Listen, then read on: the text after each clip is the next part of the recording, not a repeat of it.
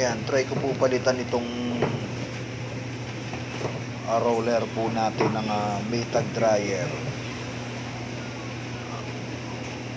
Actually, first time ko lang maglinis ng Maytag dryer po namin. Bali, ang plano ko lang is lilinisin ko lang yung mga alikabok, tatanggalin ko. Pero napansin ko itong roller ng Maytag po namin is medyo umuuga na. Wala na rin yung lock. Nakita ko kasi ito last time nung palitan yung roller po ng Maytag dryer po namin. So, tiyanin kong maigi. Ito lang, sa apat na roller na nasa dryer po natin, ito lang po yung medyo mauga. Tsaka yung lock niya talagang naaalis na. Wala na, halos nasunog na. Ayan.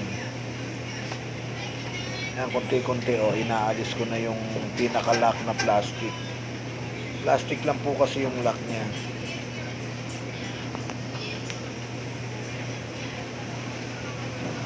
Ayan, bali pinipersa ko siya para totally maalis yung natirang lock.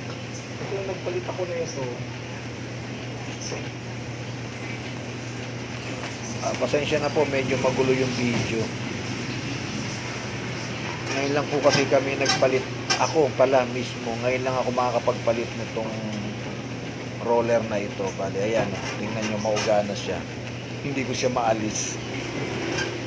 Dahil first time, ayan, naalis ko rin sa wakas. Kaso hindi ko may focus ng maayos yung video kasi ako lang yung nagbibideo.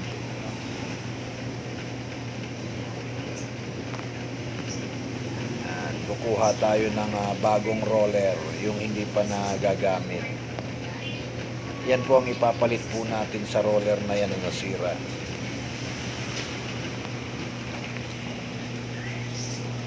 Ang plano ko lang is linisin. Bali, naglakas loob akong buksan itong dryer para linisin. Ayan, makikita nyo, sobrang dudumi.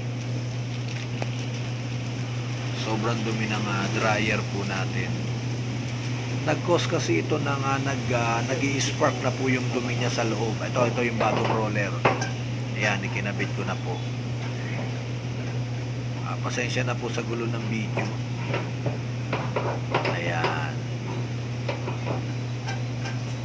Actually, nung una, hindi ko po alam kung tama itong ginagawa ko. Pero nung inayos na po namin, at sinara na po namin yung machine, tama naman, hindi na nawala yung ingay niya, yung kalog niya. Ayan, bali ang lock po niya is square na plastic, may gatla naman po yan, makikita nyo, kaya hindi kayo maliligaw. Pwede rin baliktaran itong roller, wala pong problema.